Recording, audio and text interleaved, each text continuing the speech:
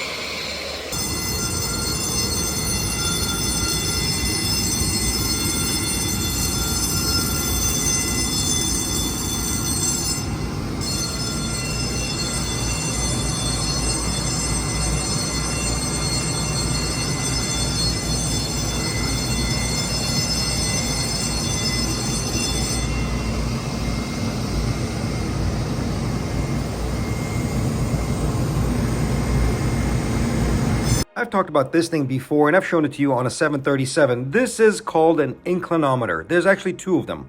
One for a longitudinal and one for a lateral. The lateral one is on the back wall. And the purpose of these little units is for determining the pitch and roll of the aircraft. The reason you need to know the pitch and roll of the aircraft is when you need to either level it or weigh it. These units are also used when the aircraft is being jacked up. Let's say for a gear swing. You want to make sure the aircraft is perfectly level. Another reason to use this is, let's say if the fuel quantity indication is inoperative and you have to stick the tanks, you would need to know the pitch and roll and how the aircraft is oriented to get the precise amount of fuel in the tank when you're sticking the tanks.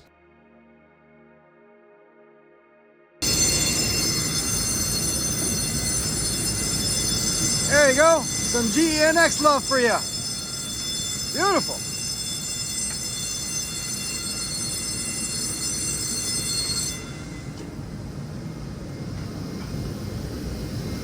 We got 787s all over the place. 1, 2, 3, and we got another one coming in later on.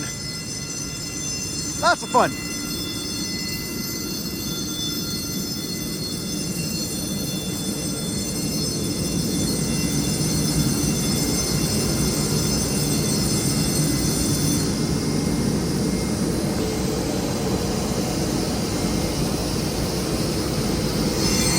Yeah, this thing was nice and thirsty. Here's a little trick for you in case you're oiling your 787 and your GENX. So the tanks are pressurized, obviously. So sometimes when the engine just comes in and it's still got pressure in the tank, there's a little flapper valve right inside there. You can't see it, but it's in there. Here you go. I'll show you what it looks like. We had to replace one of those things because the screen had been damaged, but you'll see the little flap I'm talking about. There it is right there. That's what I'm talking about. And the whole point behind it is when the tank is pressurized, that little flapper will seal the tank. This is in case the cap itself fails or somebody forgets to put it on. You don't want the oil coming out of the tank. So basically a backup feature for the oil tank. Right there, right behind that screen as well. See it? So sometimes it won't take oil. So what you do is take a nice little zip tie or something like this and just kind of poke it. Push the little flapper valve back so it can actually start taking oil. But sometimes the pressure inside the tank is too much and it'll just hold that little cap closed and won't let you oil. But yeah, just poke it a little bit and it'll take oil. But yeah, that's about it. This one's good to go. Good. Book your very next vacation underneath the 787 seat. The panel came off. It's all right. There's little clips in here. Just gotta tighten up. That's my vacation. How's yours? There we go. Let's set up and make sure everything's a-okay.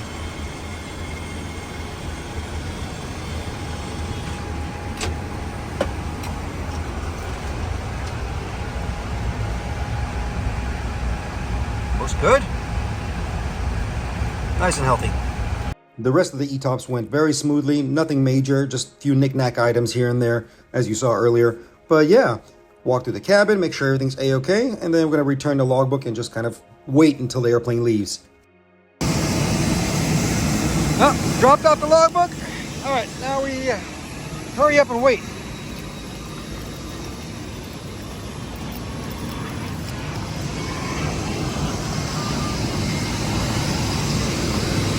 And while we wait, we appreciate.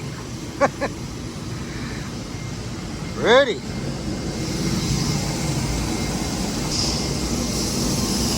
Here's something interesting for you. Obviously, this is 787. Look at the belly. Can you see what's missing? Obviously, you got your VHF antennas, you got avionics, ventilation holes, you got air conditioning, exhaust packs, and intakes. But look what's missing. All across the belly. Usually you'll see them on every other airplane besides this one. No drain masts. That's right. The 787 does not dump its gray water overboard. It goes into its own tank, a waste tank. The 787 does not have any drain masts.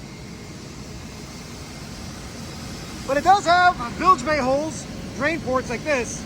But that's to collect any kind of condensation from the belly. It'll just come out here and dump through there. In flight, they're closed. But as for drain masts, no drain masts on the belly of a 787. Pretty cool, huh? Now, somebody's going to ask, how come the 787 doesn't have the drain masts? Now, from my understanding, there's three reasons. One is design efficiency. Second is environmental. And third would be maintenance and operation practicality. Now, what does all that mean? Well, from a maintenance perspective, it's one less system that can malfunction. Because remember, drain masts are heated. From an environmental perspective, you're not dumping gray water into the sky while you're flying. Reduces contamination. And finally, design efficiency. As you know, the 787 is a carbon fiber aircraft. To be more specific, carbon fiber reinforced plastic. The whole fuselage is built like that. And my assumption would be that engineers looked at as well and saying, you know what, less holes in the fuselage is a good thing, as well as improving aerodynamic properties. If you have things sticking out of the airplane, that induces drag, right? So yeah, there it is. So the 787 will just collect its own gray water and put it into a waste tank.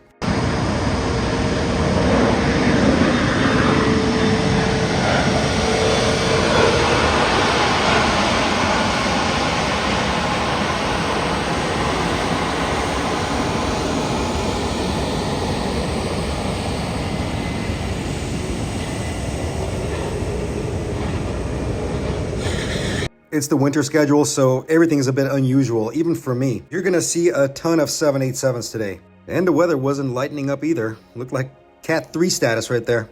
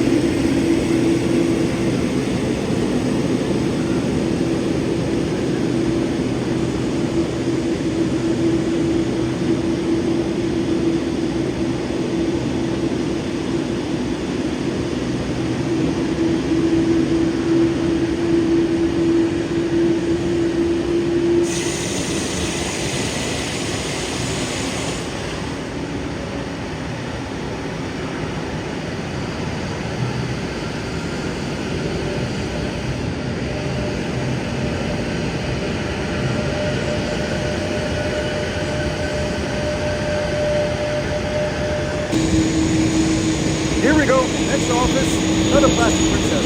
Come on in, beautiful.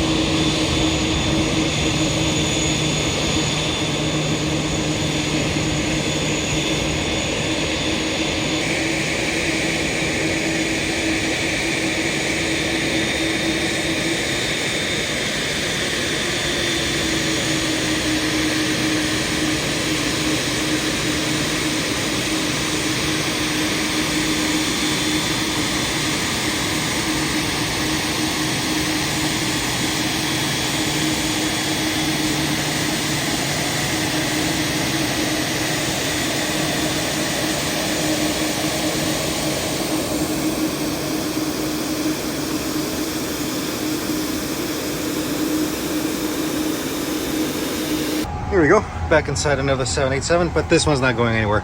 All I have to do is just give it a little bit of oil, stays here overnight for some maintenance, and we'll go either to Auckland or Haneda or Honolulu. I can't keep track anymore. But yeah, that's it, all good. There you go. Take a picture. Next office, nothing but 787s today. This is the third or fourth one, I lost count. Same thing as the last one. Gotta oil it, it's gonna stay overnight.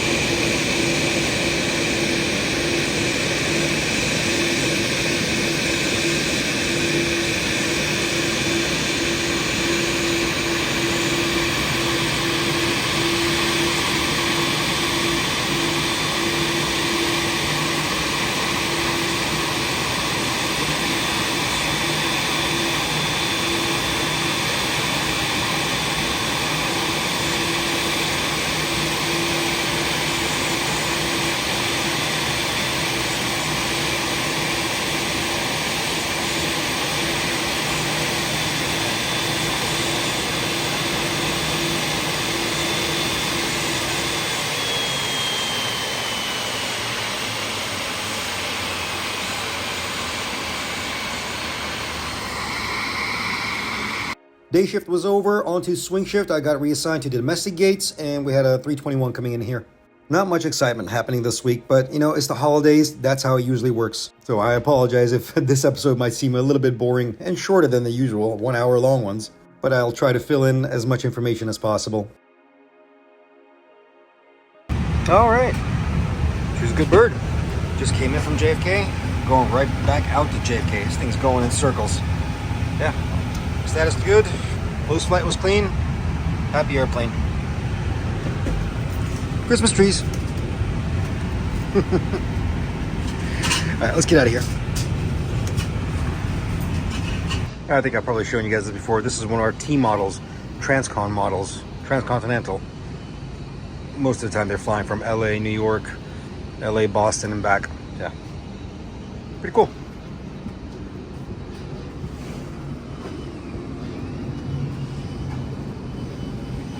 Definitely a comfortable ride. And it's even got a business class galley. Anyway, we are done here. This airplane's good.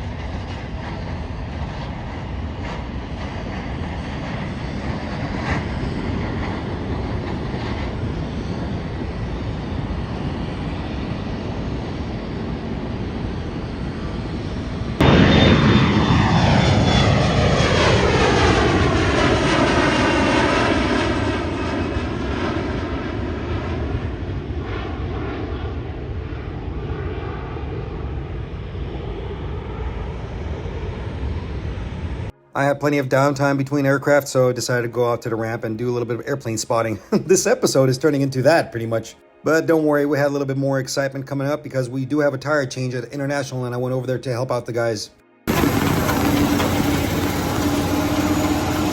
Time for a tire change. Woo, sparklies. All the safety devices are installed. We pulled the proper circuit breakers for the brake fans. We begin to jack the aircraft up. I managed to capture only a few things while we were doing this, so I apologize. But anyway, the aircraft does not need to get jacked up that far. Look at that, just a couple of inches off the ground. The jack itself is utilizing an air source to jack the aircraft up. There's a couple of ways you can do this. One is having an outside source. You have a nitrogen bottle, you hook that up to the jack, and you jack the airplane. Now, let's say you didn't have a nitrogen source. You can actually use the tire's own pressure to jack the airplane up. We call this a cheater hose. Those tires got plenty of pressure in it, about 230 psi. And as you know, tires are filled with nitrogen. It's a suitable way to perform the job, and on top of that, you're also deflating the tire at the same time. That's what you call a win-win situation. You getting two birds with one stone, because you have to deflate the tire regardless. Anyway, that's the noisy brake fan that you always hear on an Airbus. That's what it looks like. They call it the impeller. After removing all of that, we get to the axle nut itself, and we use this big old socket right here. The spline you're seeing there in the middle is called a tachometer. It's a wheel speed sensor. It's housed within the axle body, and every wheel has one. This little unit will measure the speed of the wheel and send this data to a computer called the BSCU, Brake Steering Control Unit. BSCU will now tell how much anti-skid properties need to be applied, especially when the aircraft is in auto brake function. To simplify that, that's your airplane's version of anti-lock brakes. There you go. And speaking of brakes, there it is. Those are the airplane brakes. They're carbon ceramic, I believe. We take the opportunity to inspect the brake as well as the axle itself. Gonna clean up that old grease and reapply brand new grease. The extension that you're seeing there, that's called a thread protector. We installed that in order to protect the threads while installing the new wheel. Once everything is seated, now we have to torque that main nut. There's an initial torque and a final torque. On this particular aircraft, the initial torque is about 300 foot-pounds, then you loosen it to 0 and then re-torque it to about 150 foot-pounds. This is in order to seat the bearings within the wheel. Once that's done, we install the anti-rotation nuts, torque them, and then everything goes back in reverse order. Installing the impeller for the brake fan, all the shroud and dust covers, and we test the brake fan.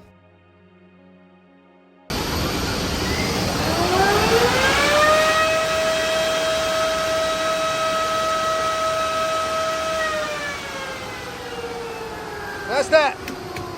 Easy.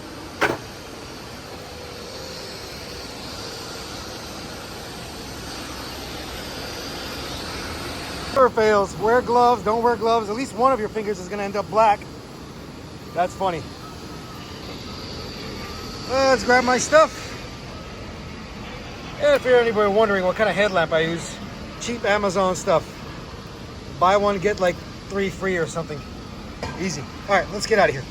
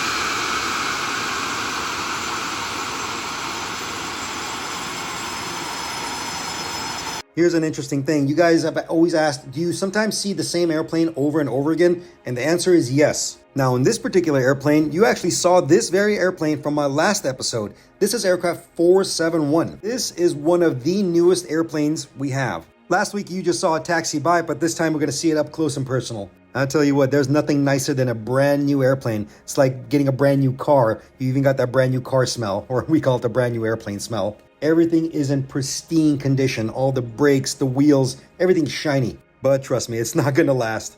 Give it about a week or two and everything's gonna be black and dusty. So, this is the newest, or one of the newest 321s in our fleet. You wanna know how new? That's how new. This thing is a baby. Yeah, you even got the, the brand new airplane smell in it. And one of the most amazing things, well, fascinating to me, is the slight difference. And there's not much difference. Most of it is all the same. Besides the radio panel. Look, they combined the RMP and the ACP together. RMP standing for Radio Management Panel, ACP standing for Audio Control Panel. But it doesn't end there. I noticed later on that they actually took away the old ATC TCAS panel and now it's incorporated into this unit. These used to be two separate units. They combined it in one big unit. So the RMP and the ACP are now the same, or the same unit. That is pretty cool. And it's all digital now too. Man, oh man, I like that. That's how you would swap it, I suppose, yeah. That's for HF2. Oh, this is so cool. And obviously this is data, because this data is for VHF3 up there. But yeah, this is so cool. I'm totally digging this. Where's the speaker? Oh, wait, it's over here. That is so cool.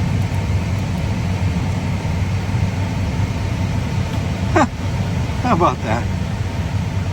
The silly stuff makes me happy like this. But go figure.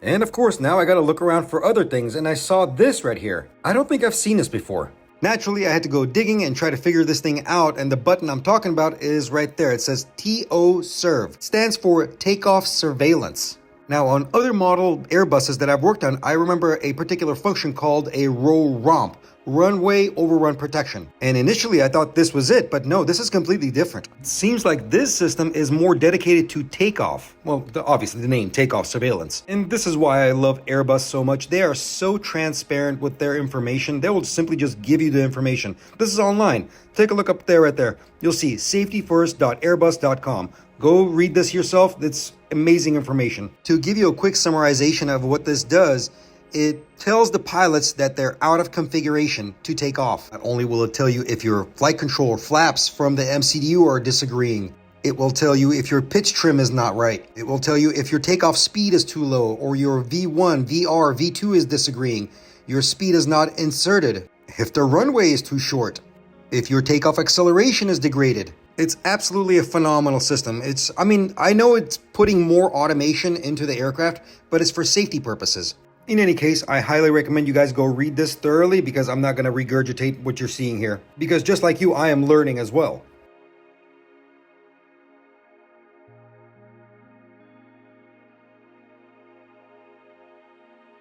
The more I kept looking, the more things I'm trying to find differences in within these aircraft. It's a constant learning experience, and as I said, aircraft evolve and we have to evolve with them, especially these new generation airplanes. Now, earlier when I talked about the RMP and the ACP panel, from my understanding or from what I've read in our database, only two of our aircraft have that particular system. 471 and 472, which is still in retrofit. They're basically configured to our airline standards. Soon you guys will see 472 flying around, and I'm sure everybody will see it on Flight Tracker or Flight Radar 24.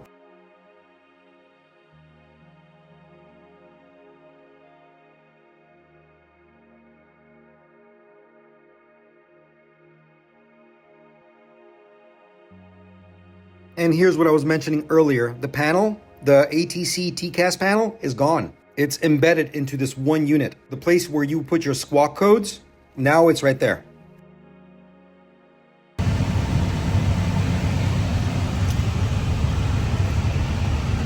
Well, this one stays here overnight. Just oiled it and that's it. Pretty cool.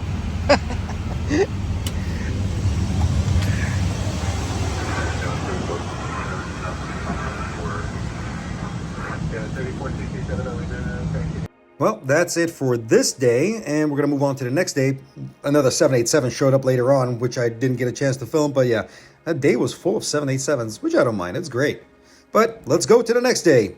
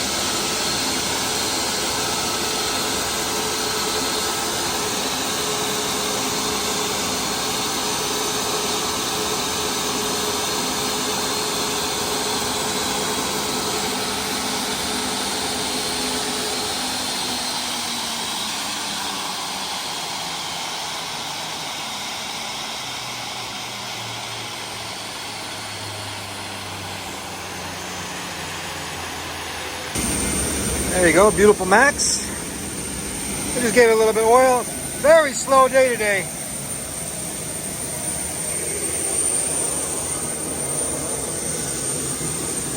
That's what you get usually at the end of the year.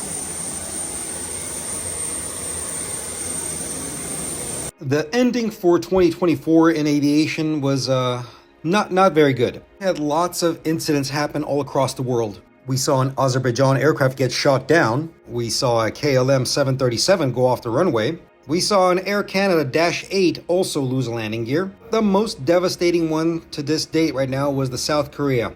The Jeju 737 that tried to land with no landing gear and no flaps. It's still incredibly baffling to me what transpired within that event. Now, I don't usually talk about incidents like this. I usually wait for the final result and the ending reports. But a lot of you did ask me and my opinion on this. And I will share my opinion. But before I do, I want to give you my credentials. And what I mean by credentials, there are certain few individuals within every single airline that's called a GO team. These teams consist of subject matter experts in regards to aircraft systems. If, by any chance, God forbid, one of our birds go down, we have to go out there and we are the investigators. Or not the investigators, we are the people that are looking through the wreckage and recovering things. This is a voluntary-based job. You don't get assigned to this. You have to volunteer for this. Once you do volunteer, you are put through a very incredible amount of training. And this is what you're seeing right now. This is part of my training. A simulated wreckage where we have to go and investigate. We have to identify what is going on, why it happened, how it happened. You also have to be knowledgeable about aircraft systems and how things work. Me and some of my colleagues attended this and we're certified for this. And we were taught by the best. By actual former NTSB board members and actual investigators. I've talked about them before on this channel. Mr. Greg Fife as well as John Golia. It's a job that you pray that you never have to do, but you still have to be prepared for it. And this is why I say I don't take things lightly when it comes to aircraft safety, especially when it comes down to crashes and loss of life. Now, back to the incident at hand and the crash itself. A lot of people on the internet already have dissected this incident and talked about lots of factors. A lot of them said a lot of wrong things as well. There's only a few sources of information and people that actually look at that know what they're talking about. Anybody that's on the news media, and most of them are completely incorrect. But there are people that are very reputable and they do know what they're talking about, such as Mr. Juan Brown on the Blancalario channel. If you want an up-to-date, comprehensive report from a pilot's perspective, he's definitely your guy. But I'm a mechanic, and I'm going to explain it to you from my perspective. So, first things first, bird strikes. I've talked about bird strikes so many times, even made a dedicated video for it.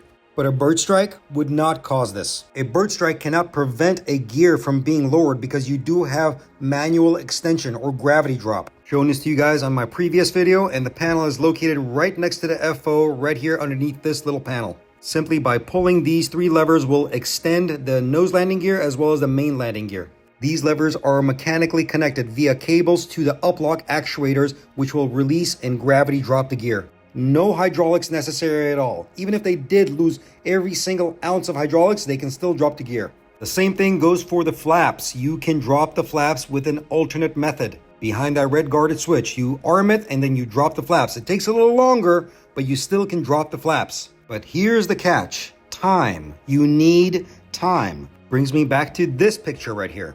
They had the chance to go around. They were supposed to land on runway 1, but they aborted and decided to do a go-around. Now here's where it gets very confusing. I've seen a lot of go-arounds, and doing a teardrop formation go-around is very unusual. From what I've always seen, a pilot will go around and do a complete 360 and come back and land on the same direction. These pilots decided to do a teardrop formation and land in the opposing side of the runway, basically the other way around, landing on 19, which in my opinion, they shorted themselves time. I do not know what transpired, whether they shut down the wrong engines or whatever was going on, but they shorted themselves time. Making a quick maneuver like that and trying to land, that's just unheard of. You would have to have dire situations, something completely catastrophic happening for a pilot to decide to bring the airplane down immediately. But from most of the videos you've all probably seen online, they came in perfect. Even their approach was perfect. And even if you listen to the video, the sound, you can still hear the engines roaring. That means the pilots had full capability of controlling the aircraft and the flight controls, and the engine still had power. At least one of the engines still had power. But coming down with 0 flaps and no landing gear, that one is baffling. Now, if you expect me to sit here and speculate and just point a finger and say pilot error, no, I'm not going to do that, because at the end of the day, what really matters is this, the CVR and the FDR. This is what's going to solve the mystery, and currently it's in Washington, D.C., and they are going to get the data out of this. The one thing that actually bothers me is what people are speculating and talking about, the wall that the airplane hit. They keep blaming the wall. Okay, I'm going to do this very rudimentary, so bear with me here. Using simple Google Earth right here. So initially, aircraft was coming in this direction. They were supposed to land on runway 1. Came in, did a go around, flips around, and comes back this way, right? Lands almost right around the middle with gear up and flaps up, right?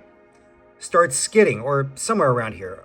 Starts skidding. The video footage I was taking, it was from around here, this little restaurant and whatnot.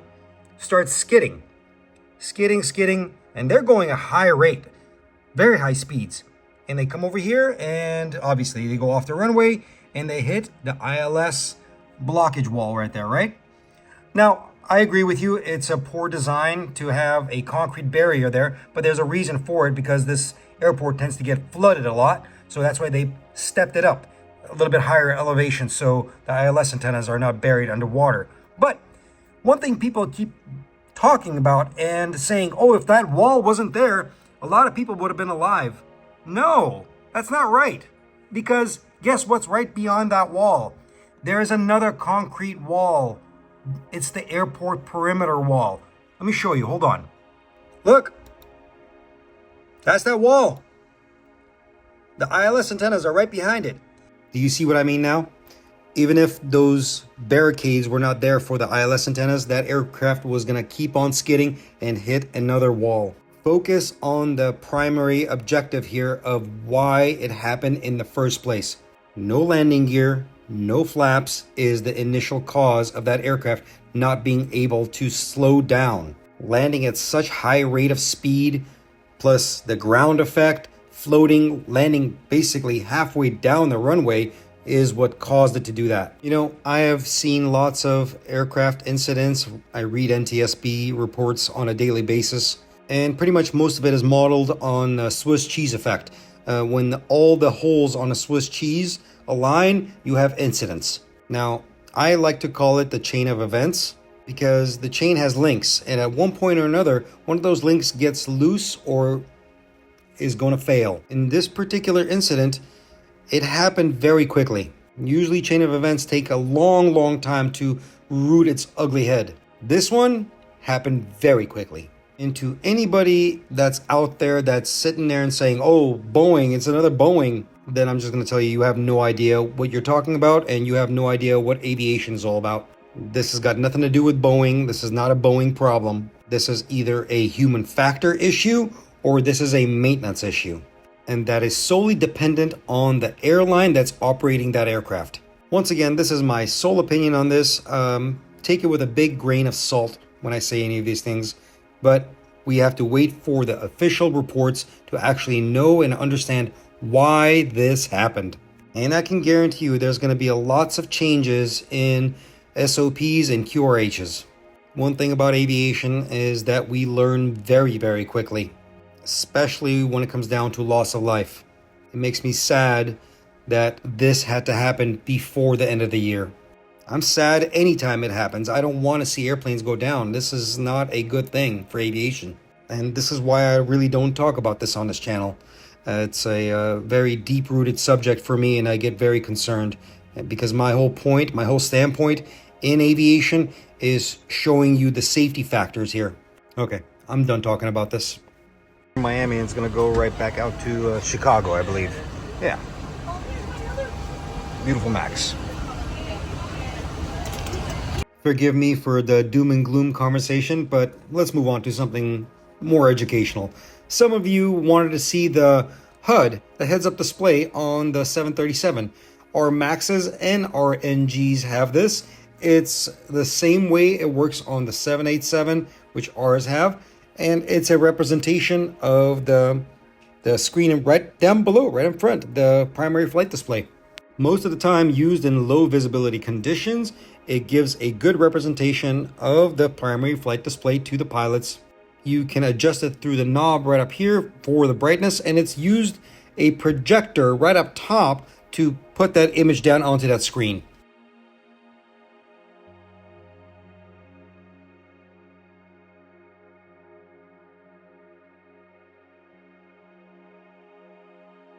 Any kind of adjustments on the glare shield panel right there will reflect also upon the screen.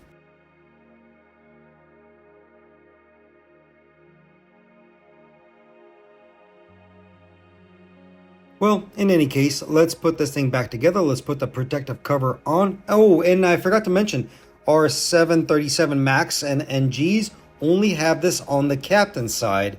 The FO doesn't get one. Who knows? They didn't buy the option, I guess.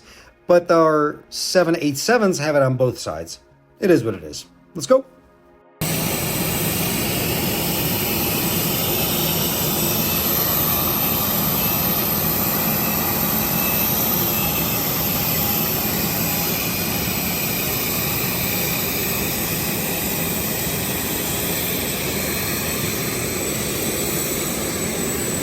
Well, this is the last flight of the day, and tomorrow is another day, and tomorrow is actually New Year's Eve. So, come on, grab your coffee for the next day.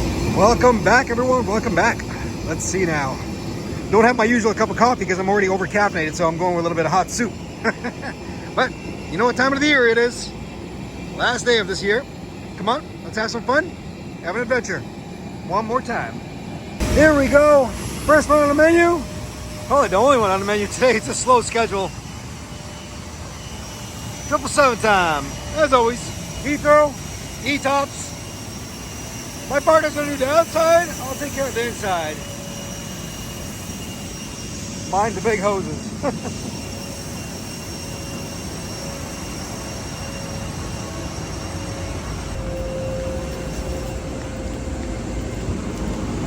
All right, let's check out the parameters first. The flight deck, and then we'll walk through the cabin.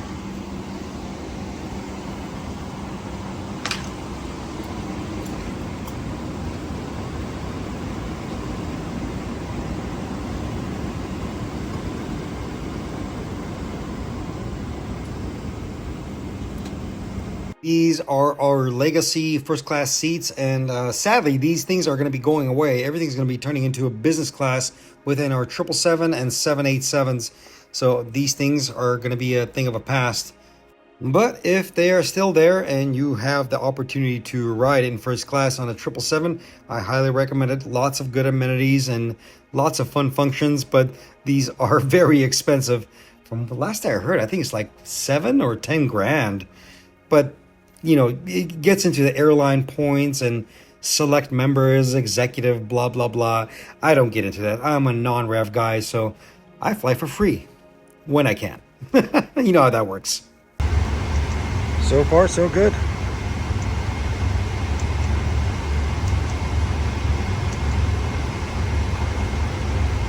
This is always cool. Just see the checklist. This is basically pilots follow a checklist. If it does, it has to turn green for them to keep going. Pretty cool, huh? Follow instructions.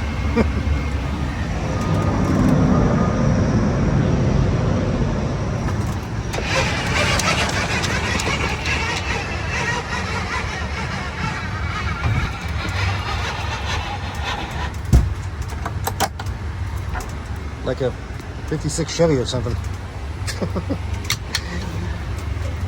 Let's go walk through the cabin, make sure everything's okay. Of course, make sure the fidget spinner's working. So the other day I saw a video, and there's a lady that was flying and got freaked out because between wall panels, this little thing was missing. Basically, it's a little strip. It's nothing but cosmetic, guys. This is not the actual wall of the airplane. This is just panels, right? Well, sometimes they come up. I don't know why they come up, but they do come up. But it's easy fix. Just simply pull it down.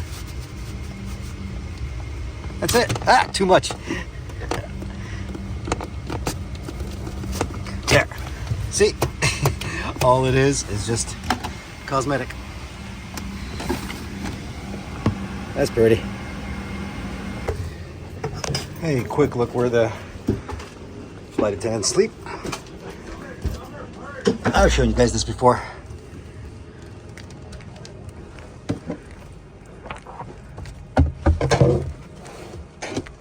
Not very much space. But you got 8 bunks.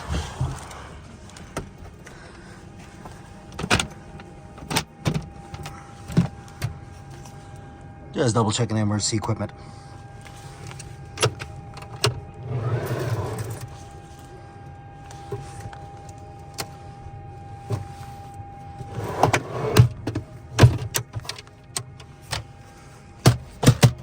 Ah.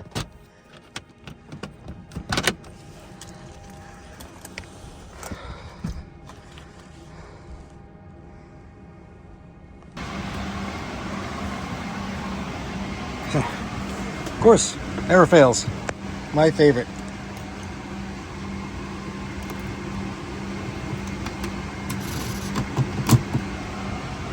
Let's see. Almost done. Oh, there's another one. There you go. We'll fix that.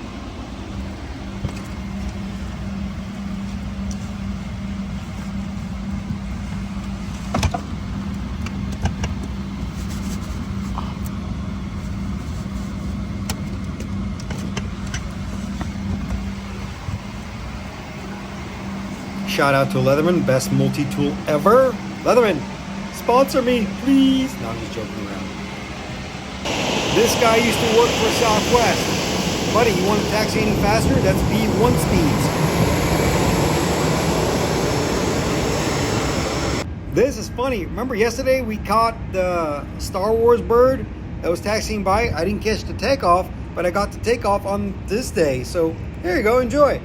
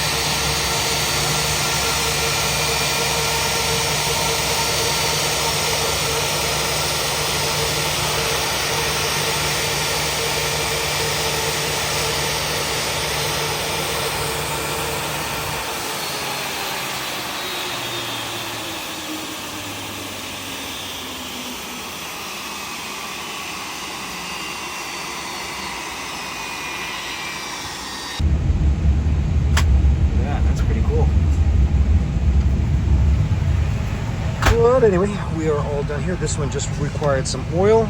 That's all. It's going to stay here overnight, and then we're going to go back to the 777, make sure everything's good. Basically, man the gate, just in case we get any last minute gate calls. Of the seats. Don't worry, I'll let the guys at night know. Otherwise, she's a good bird. Post flight is clean. Let's go. That was it, guys. That was my 2 last flights of the day, and the 777 was my last flight. And I stood there at the jet bridge, enjoyed my time and moment, and I realized that this is my last flight of the year. There she goes. Last flight of the year. Successful ETOPS. Wow. It's been a heck of a year, hasn't it? Hope you guys enjoyed it all. Thank you all so much for being here. Thank you for all the support, all the love. Wishing you an amazing happy new year. Prosperity, health, and love. On to the next year. Take care of yourselves. I'll see you bright and early tomorrow morning. That's right. I'll be here in the morning.